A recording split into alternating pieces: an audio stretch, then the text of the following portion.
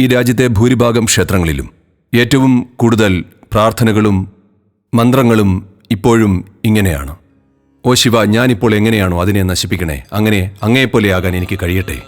നിങ്ങൾ ചോദിക്കുന്നത് ഇതാണ്: എൻ്റെ പരിമിതികളിൽ നിന്ന് മോചിതനാകാൻ ഞാൻ ആഗ്രഹിക്കുന്നു. ഒരു വ്യക്തി എന്ന നിലയിൽ പരിമിതമായ എല്ലാം തന്നെ നശിപ്പിക്കപ്പെടണം. അപ്പോൾ ഓം നമഃ ശിവായ ഒരു ശക്തമായ ഉപകരണമാണ്. മുഴുവൻ അസ്തിത്വവും ശബ്ദങ്ങളുടെ സങ്കീർണമായ സംയോജനമാണ്. നിങ്ങളുടെ ശരീരവും നിങ്ങളുടെ മനസ്സും നിങ്ങളുടെ കർമ്മവും അതിൽ ഉൾപ്പെടുന്നു.